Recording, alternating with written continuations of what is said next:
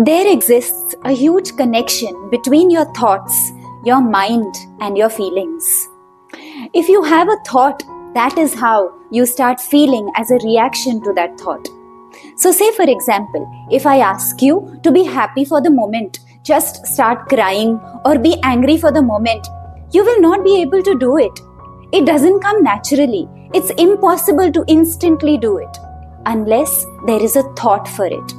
So when that thought is triggered in your mind, that is when the emotion comes, the feeling comes, and our reaction comes. Did you know that in a single day, we have 60,000 thoughts that cross our mind? And all of those 60,000 thoughts have the potential to be able to change how our body functions. That is the mind and body connection.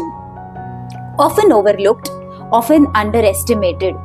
When we feel stressed, when we feel angry, we feel it is sporadic, it is for the moment, but we have absolutely no clue what long-lasting impact it leaves behind as far as this body is concerned. Did you know that whenever there is a thought that instantly triggers a reaction, every cell in your body feels it. Every cell in your body vibrates basis the thought that has come on your mind. So say for example, you are watching a movie. It is a suspense thriller. Now every thought that crosses your mind in the process of watching that movie is creating some sort of vibration into your body.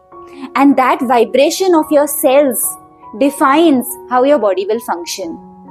Too much of a thrill is also not good. Too much of grief is also not good. Too much of joy without being sensitive is also not good, and hence a human being always requires to be in a state of balance. Unfortunately, not many are able to master this balance. Our yogic science, our Ayurvedic science has a lot to tell us in terms of how is it that we can gain this balance. It has to be learned. It is an experience that we have to go through over a period of time. Sometimes age teaches us. Sometimes experiences teach us. But nevertheless, it is the learning process that every human goes through. Every human at some point in time feels stressed or feels used or feels cheated or feels in some or the other way vulnerable. But that at some point in time has to stop impacting your body. And who has the control of it? The person who is giving those thoughts to you or the person who is taking those thoughts in? We are responsible for everything that happens into our body. We are responsible for the choices we make. We are responsible for what actions we take and what thoughts we choose to linger upon and what thoughts we choose to just leave behind. Particularly women have this problem. We believe when we have something that is bothering us, we feel, let me address the more important issues first. As far as my emotion is concerned, I will deal with it at a later point in time. I will deal with it when I have the time, when I have to mull over, when I have the time to think over, and I will suppress it for the moment. This suppression is not always good in the long run.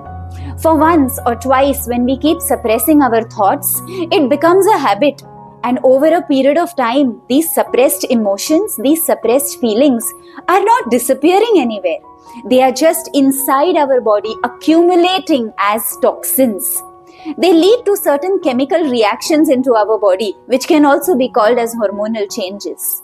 And ultimately, one fine day, it can manifest. It can manifest as a disease. It can manifest as a thyroid, it can manifest as a fibroid, it can manifest as a cyst or a polyp or a lump in your breast.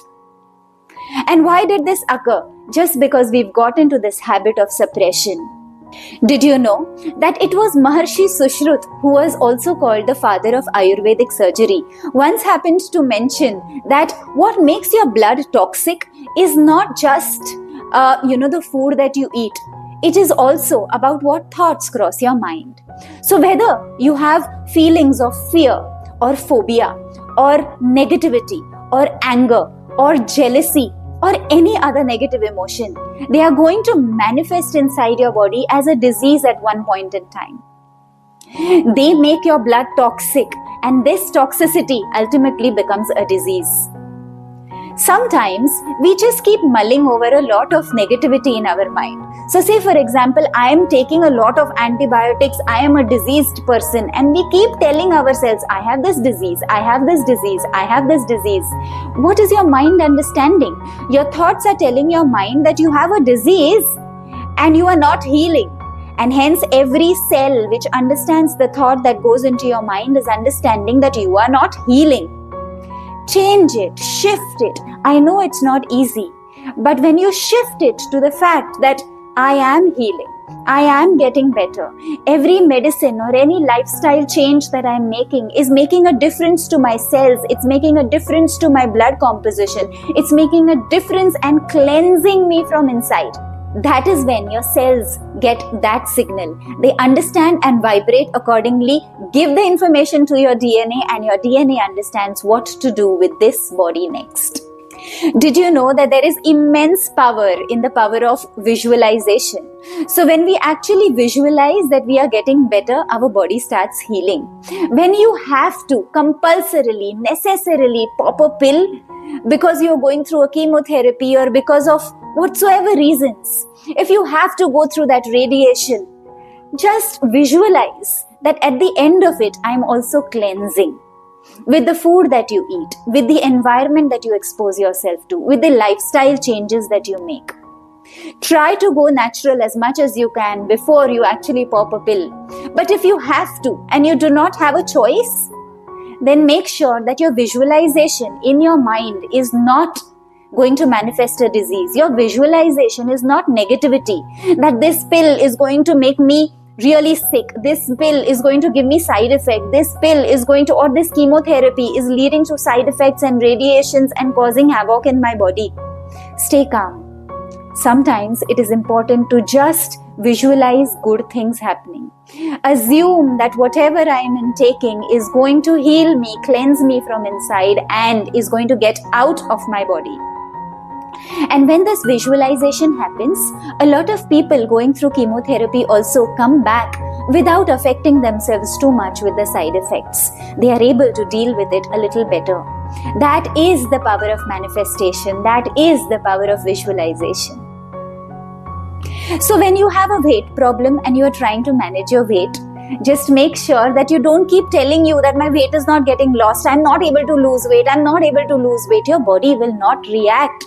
Your body will listen to your thought and will work exactly how your thoughts are talking, because it's the signals you're passing to the universe, and the universe is actually reciprocating the same pattern. Let's tell our body that today I ate a healthy meal, it will help me lose weight. Today I ate a natural meal, this is going to detoxify me. Today I walked on the ground barefoot, it's going to reduce my inflammation. And then see.